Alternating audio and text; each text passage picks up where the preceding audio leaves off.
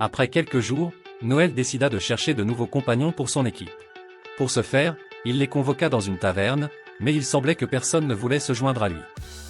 Wolf, un ami lointain et chef d'un autre groupe d'aventuriers, lui proposa de rejoindre son équipe, mais Noël accepta uniquement à condition d'en devenir le chef. Les autres membres du groupe semblaient prêts à abandonner leur chef, mais ce n'était qu'une blague pour le taquiner. C'est alors qu'une mystérieuse jeune femme fit son apparition. Elle se présenta sous le nom d'Alma et expliqua qu'elle avait vu l'annonce sur la place pour former une équipe. Noël la dévisagea et accepta de lui faire passer un entretien. Il lui posa quelques questions, mais elle était très directe et expliqua la vérité, elle était devenue aventurière uniquement pour rencontrer le petit-fils d'Overdette. Cet homme était si puissant qu'il avait réussi à vaincre le grand-père de la jeune femme. Noël expliqua que son grand-père était mort il y a longtemps. Alma répondit que son grand-père venait de mourir il y a un mois et qu'il s'appelait Alcor. Toute la taverne fut stupéfaite, y compris Noël, qui savait que cet homme était un boucher, un assassin légendaire. Un homme, qui écoutait la conversation, ne pouvait croire qu'une simple femme prétende être la petite-fille de cet assassin. Alma décida alors de se battre contre lui pour se faire une réputation. Ses mouvements étaient incroyables et, en seulement quelques instants, elle réussit à le vaincre. Noël décida de l'accepter dans son équipe. Ils quittèrent la taverne et discutèrent tranquillement.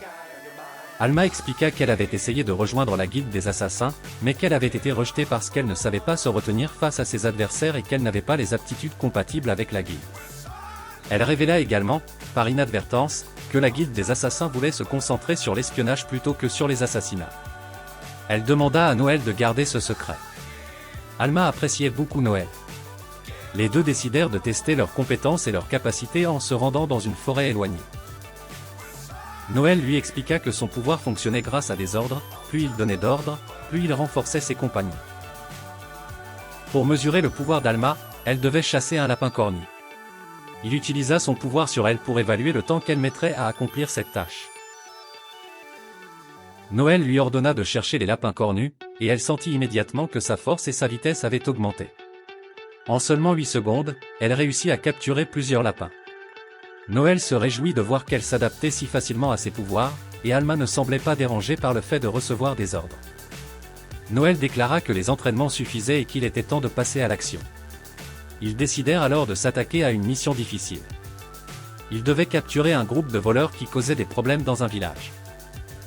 Ils se rendirent dans une ville voisine pour se reposer, mais, à leur arrivée, ils ne trouvèrent pas de chambre disponible. Ils n'eurent d'autre choix que de partager une seule chambre. Alma remarqua que Noël avait beaucoup de muscles.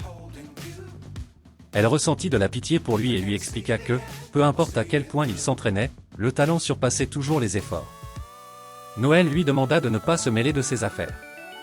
La nuit, il ne pouvait s'empêcher de penser à ce qu'Alma lui avait dit, mais il gardait confiance en les paroles de son grand-père, qui lui avait assuré que son pouvoir de donner des ordres était idéal pour être un aventurier.